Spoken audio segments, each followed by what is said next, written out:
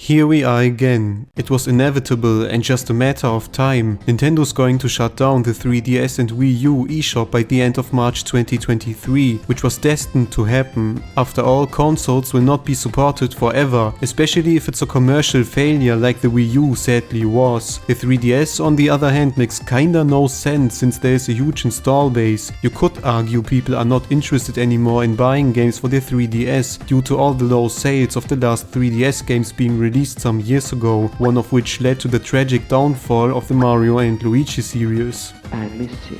But buying a full price game is different to a smaller eShop title. Even so, Nintendo already enjoys the reputation of being extremely anti-consumer and treating their fans as if they are not the people who let them rise again. Yes, the Wii U has a player base as small as the chances to ever see a fan game live longer than 3 hours, but it's no excuse to abandon these customers as if they have not existed.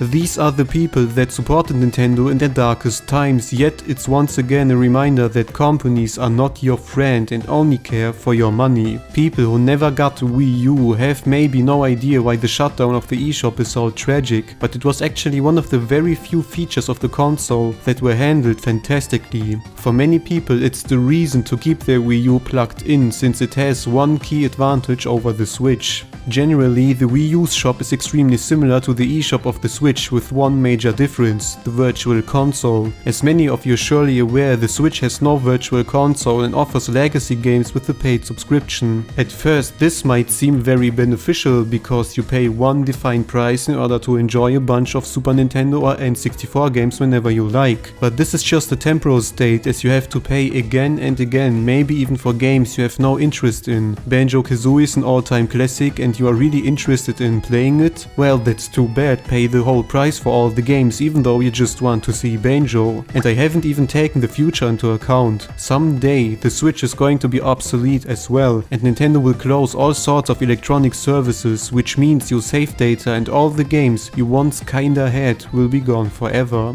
But how is the Virtual Console of the Wii U or 3DS different though? Well, here you can buy classics independently from each other and own them for the most part. There's no need for a subscription and you can put together your personal selection of your favorite games. The eShop might close next year, but all the games you once downloaded will stay on your console and are not going to leave as well, which is why you should definitely get everything you want as soon as possible. What makes this whole thing even more tragic is simply how amazing the Virtual Console of the Wii U was. Besides your standard Super Nintendo and N64 titles, we also got Game Boy Advance games such as Minish Cap or Mario and Luigi, I miss you.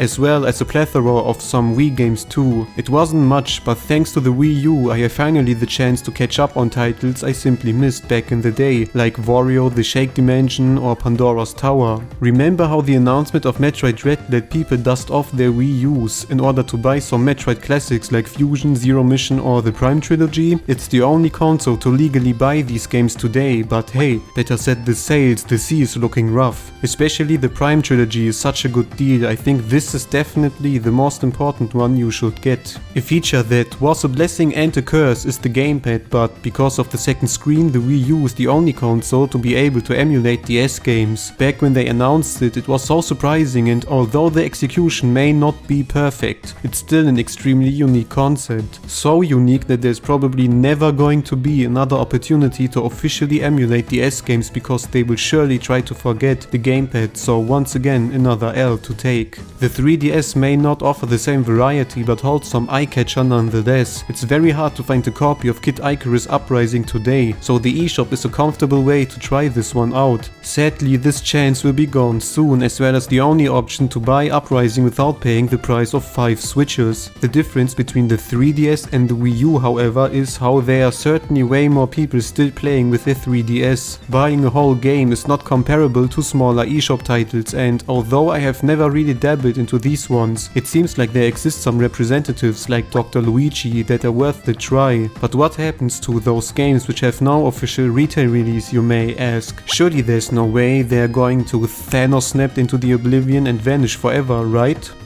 Right? Well, this is exactly what is going to happen, and despite the fact that you can get back games you once downloaded but deleted meanwhile, it will be impossible to buy new ones. If Nintendo or all the other publishers who released games solely on the eShop do not preserve these games in some shape or form, they will never going to be playable again. At least not legally. Since this is Channel Kirby, we have to tie in the Kirby franchise somehow in every topic we are discussing, but this time it's actually quite necessary. If you remember, in the 3DS days Nintendo started to develop smaller eShop only Kirby titles, often based on minigames from the mainline series. There were clever opportunities to experiment beyond a massive budget and allow the developers at HAL to further explore on ideas they have only tackled. Super Kirby Clash, Kirby Fighters 2, both are expanded successors to similar games on the 3DS eShop, which is why it wouldn't be that much of a problem if they would go. It's sad, but at least we have upgraded versions for the Switch and can still enjoy amazing online gameplay.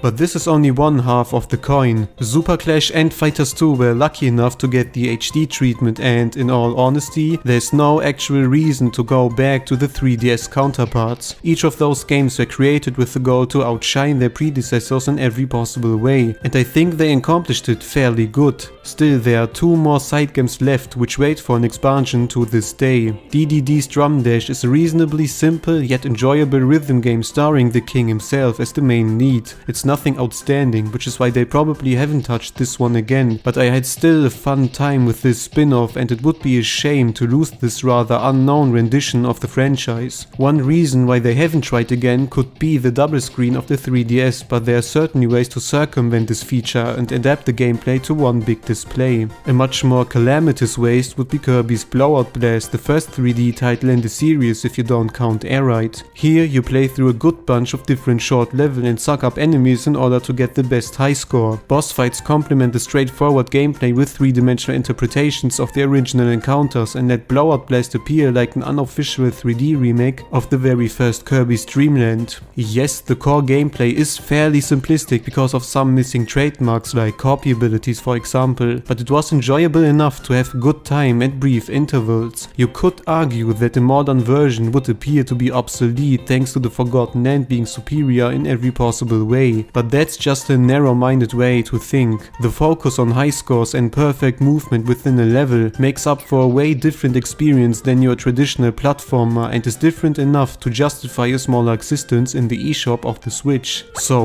with 2 spin-offs being released on the Switch and 2 others still waiting for their chance, it seems like the loss would be rather limited. Then again, you have to remember that HAL acts differently than Nintendo and considers Kirby as their baby. Or how would you explain all the amazing Easter eggs to past titles in their modern games, charming illustrations that feature iconic characters and the overall fan service across the franchise? Do you really think they would turn a blind eye to one of their games even if it is a smaller one and let an essential experiment like Blowout Blast go to waste? Of course not, and here comes the 30th anniversary into play. Because I have a theory what is going on behind the scenes. Nintendo does not announce such a shutdown out of nothing and probably informs some publishers and developers beforehand, at least all the close ones. In doing so, everyone has enough time to either react and make preparations or just ignore and leave parts of their past behind. What if, in order to preserve these Kirby eShop spin-offs, HAL plans to incorporate them in the anniversary and finally releases expanded versions of Blowout Blast and Drum Dash for the Switch? They would give the occasion more weight while being quite easy to bring out thanks to their smaller scope and the template their developers already have. Naturally, they would not stand up and explain how the shutdown kinda influenced this decision, but crazy madmen like me would obviously see through their facade and recognize the plan they follow. They could even go one step further and release a collection of all the eShop titles in one cohesive package. Each of them may not be worth a retail version, but together they result in quite the attraction and would definitely justify a special retail collection. Most of us still hope for a second Dream collection containing games like Return to Dreamland or Planet Robobot, but what what if this Dream Collection 2 is actually a compilation of the eShop spin-offs? Surely some people would be disappointed at first, but then again you have to remember that an anniversary is nothing but a marketing campaign. Expecting amazing games like Return to Dreamland and Triple Deluxe or Planet Robobot with updated graphics is quite the wish, so a collection of smaller, more explored experiences seem to be much more realistic in terms of what they can do. We have no idea how much manpower the Forgotten Land took during its development,